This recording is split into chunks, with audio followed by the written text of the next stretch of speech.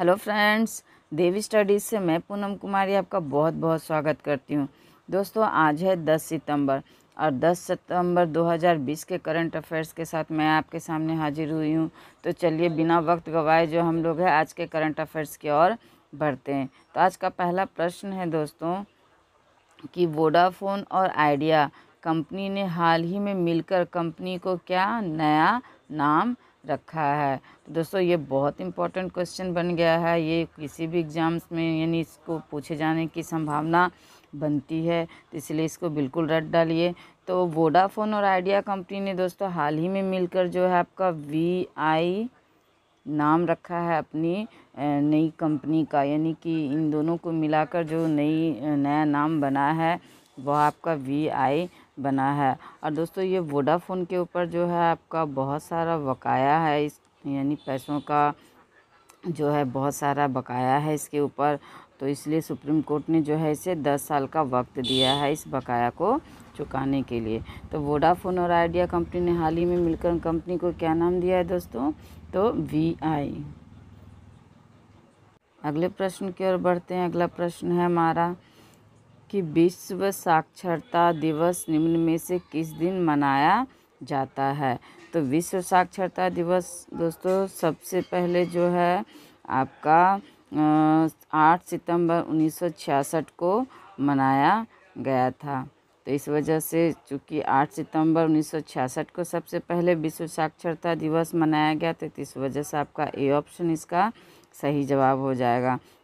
और इस दिन दोस्तों यूनेस्को के जो पेरिस स्थित मुख्यालय है इसमें साक्षरता पुरस्कार भी प्रदान किया जाता है, और जिसका उद्देश्य होता है मूल रूप से आपका समाज में शिक्षा को बढ़ावा देना। तो विश्व साक्षरता दिवस जो है आपका यूनेस्को के द्वारा प्रथम बार आपको 8 सितंबर 1966 को मनाया गया था। तो ए ऑप्शन इसका सही जवाब हो जाएगा।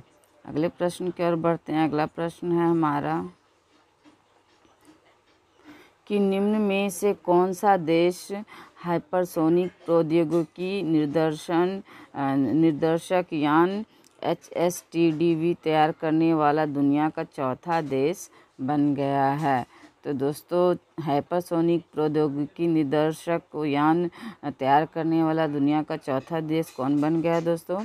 तो ये हमारा देश भारत है दोस्तों। भारत जो है आपका हाइपरसोनिक प्रौद्योगिकी निर्देशक यान तैयार करने वाला दुनिया का चौथा देश बन गया है। इसके पहले जो है आपका अमेरिका, रूस और चीन, ये 3 देश जो है आपका पहले ही हाइपरसोनिक जो है यानी कि ये विकसित कर चुका है। और यह जो है भारत यानी अगली पीढ़ी का हाइपरसोनिक क्रूज मिसाइल विकसित करने की तकनीक वाला दुनिया का अब चौथा देश बन गया है। तो आपका C ऑप्शन सही जवाब हो गया। अगले प्रश्न की ओर बढ़ते हैं। अगला प्रश्न है हमारा कि भारत के किस रेडियो खगोल विज्ञान के जनक का महाराष्ट्र के पुणे में निधन हो गया है। तो कौन है दोस्तों जो खगोल विज्ञान के जनक माने जाते थे रेडियो खगोल विज्ञान के, और जिनका हाल ही में पुणे के महाराष्ट्र में निधन हो गया है? तो ये आपके हो गए डॉक्टर गोविंद स्वरूप, यानी कि ए ऑप्शन इसका सही जवाब हो जाएगा कि डॉक्टर गोविंद स्वरूप ही जो है रेडियो खगोल विज्ञान के जनक थे, जिनका हाल ही में पुणे में निधन हो गया है। तो ए ऑप्शन इसका सही जवाब हो जाएगा। अगला प्रश्न है हमारा कि इटालियन ग्रैंड प्रिक्स 2020 का विजेता निम्न में से कौन है। तो इटालियन ग्रैंड प्रिक्स का 2020 का जो विजेता है दोस्तों यह आपका पिएरे गैसली है, और यह जो इनकी पहली जीत है।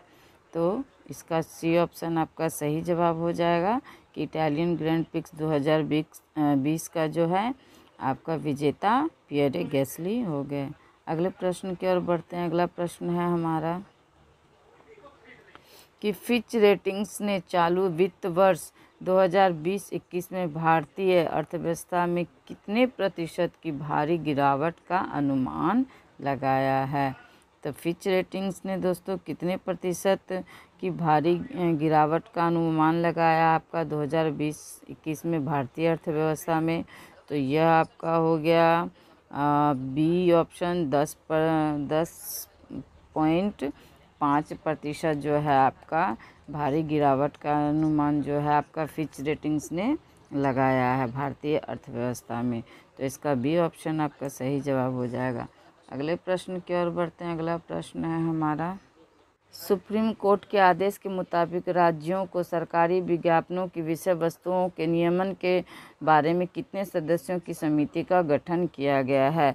तो सुप्रीम कोर्ट के आदेश के मुताबिक दोस्तों राज्यों को सरकारी विज्ञापनों की विषय वस्तु के नियमन के बारे में जो है 3 सदस्यीय समिति का गठन किया गया है। तो डी ऑप्शन इसका सही जवाब हो जाएगा।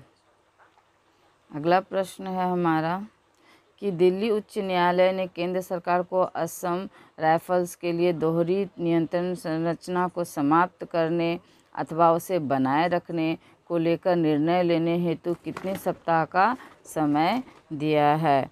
तो कितने सप्ताह का समय दिया है दोस्तों? 12 सप्ताह का समय दिया है दिल्ली उच्च न्यायालय ने केंद्र सरकार को, जो कि असम राइफल्स के लिए दोहरी नियंत्रण संरचना को समाप्त करने अथवा उसे बनाए रखने को लेकर निर्णय लेने का समय दिया है। तो 12 सप्ताह जाएगा। अगला प्रश्न है हमारा कि दिल्ली उच्च न्यायालय ने केंद्र सरकार को असम राइफल्स के लिए दोहरी नियंत्रण संरचना को समाप्त करने अथवा उसे बनाए रखने को लेकर निर्णय लेने हेतु कितने सप्ताह का समय दिया है। तो कितने सप्ताह का समय दिया है दोस्तों? 12 सप्ताह का समय दिया है दिल्ली उच्च न्यायालय ने केंद्र सरकार को, जो कि असम राइफल्स के लिए दोहरी नियंत्रण संरचना को समाप्त करने अथवा उसे बनाए रखने को लेकर निर्णय लेने का समय दिया है। तो 12 सप्ताह का टाइम दिया गया है। अगला प्रश्न है हमारा कि किस राज्य सरकार ने हाल ही में एक पुरानी योजना जिसे स्वयं योजना को फिर से लॉन्च किया है। यानी किस राज्य सरकार ने हाल ही में पुरानी योजना जिसे स्वयं योजना कहा जाता है कि वो फिर से लॉन्च किया है। तो इसका सही जवाब हो जाएगा दोस्तों असम। यानी यह जो है असम राज्य की योजना है जिसे फिर से लॉन्च करने का निर्णय लिया गया है। तो अगले प्रश्न की ओर बढ़ते हैं। अगला प्रश्न है हमारा और अंतिम प्रश्न है इस वीडियो का कि निम्न में से किस राज्य में पर्यटन को बढ़ावा देने हेतु नदियों में क्रूज चलाने की शुरुआत की जाएगी। तो दोस्तों उड़ीसा राज्य में जो है नदियों में क्रूज चलाने की शुरुआत की जाएगी, जो कि पर्यटन को बढ़ावा देने के लिए यह कार्य को किया जा रहा है। तो ये यानी उड़ीसा इसका सही जवाब हो जाएगा। ए ऑप्शन इसका सही जवाब हो जाएगा।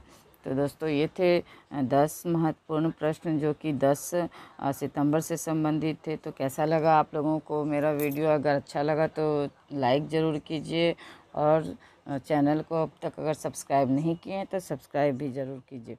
धन्यवाद दोस्तों।